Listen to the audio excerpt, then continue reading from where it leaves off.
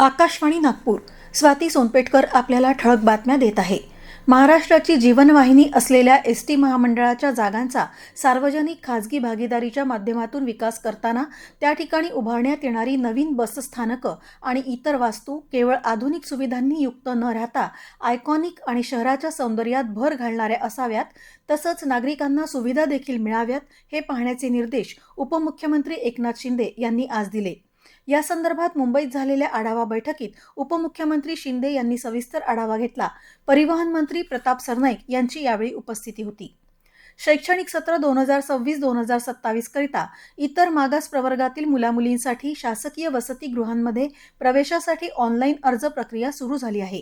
शासनाच्या www.hmas.mahaIT.org या online पोर्टलवर 12वी नंतर व्यावसायिक आणि अव्यावसायिक उच्च शिक्षण घेणाऱ्या विद्यार्थ्यांकरिता वसतिगृह प्रवेशासाठी दिनांक 31 ऑगस्टपर्यंत ऑनलाईन अर्ज भरून अर्जाची प्रिंट आणि आवश्यक कागदपत्र संबंधित वसतिगृह वा कार्यालयात विहित मुदतीत सादर करावी, असं आवाहन इतर मागास बहुजन कल्याण विभागाचे सहाय्यक संचालक रोहन कांबळे यांनी केलं आहे.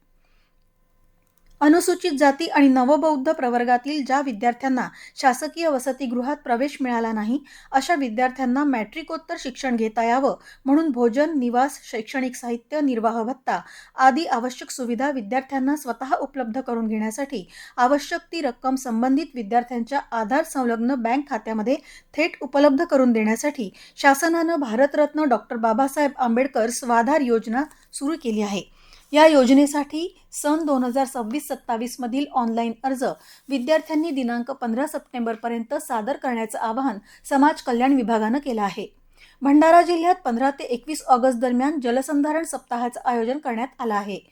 या अभियानांतर्गत जलसंधारणाची शपथ, जनजागृती फेरी, वृक्षारोपण, जलस्रोत स्वच्छता तसंच पावसाच्या पाण्याचं संधारण आणि पुनर्भरणाबाबत विविध उपक्रम राबवण्यात येणार आहेत.